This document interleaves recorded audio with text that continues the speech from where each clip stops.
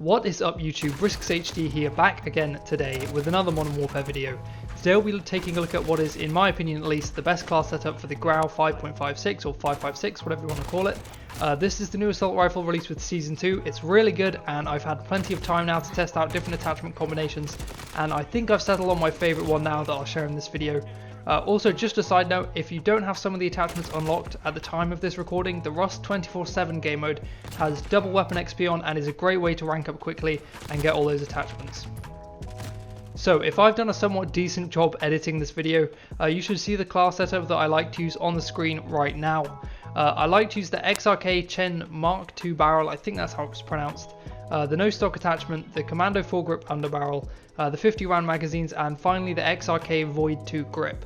So if you haven't noticed from this attachment combination, I do like to rush around a lot when I play Modern Warfare, which is quite different to most players that you find in lobbies, but just for clarity's sake I'll quickly run down why I like to use each attachment. So the XRK Chen Mark II barrel is really helpful. It only has a very small negative effect by decreasing your ADS speed. It only does that very slightly, and from my experience with the gun you'll hardly notice it at all.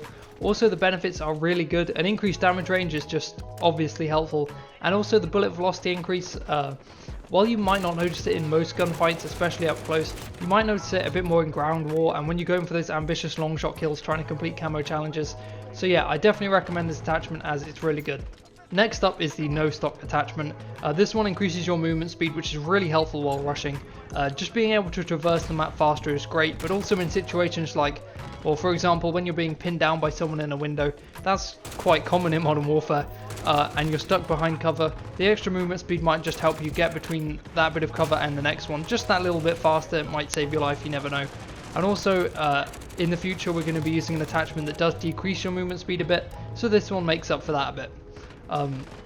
Also, the no stock does increase your ADS speed, which is so helpful for locking onto different targets, and if you sprint around a corner it just helps you snap on that little bit faster. The next attachment that I also run is the XRK Void 2 grip, and this one once again increases your ADS speed. I can't say that enough, that increasing your ADS speed is so helpful on just any gun. Also increasing your sprint to fire speed, which this attachment also does, is just amazing. This attachment is basically the stipple grip tape of other attachments. I don't know why it's not called that. But yeah, both the grip and the no stock attachments do decrease your recoil control and your aiming stability, which isn't very helpful when you're trying to stay on target. So the next attachment I chose does help counteract that a bit, and this is the Commando foregrip. This is the attachment that I mentioned before that does decrease your movement speed, but as I mentioned it's okay because we got the movement speed boost from the no stock attachment. But yes, this foregrip does increase the gun's recoil control. It just makes it a bit more manageable, which is really helpful for when you're going for those long shot kills. So the final attachment that I use are the 50 round magazines. I think that 30 just isn't enough with this gun, as it feels as though it has a really high fire rate and it just burns through the magazines really quickly. If you'd prefer, you could run sleight of hand, that has no downside at all. Either one is perfectly viable. I just happen to enjoy the extended mags more, as I don't think the reload is too slow in the first place. Anyway, that wraps up this best class setup video for the Grau 5.56. I hope you found this video helpful and did enjoy the streaks and clips in the background for the video. I thought the gameplay was pretty good this time.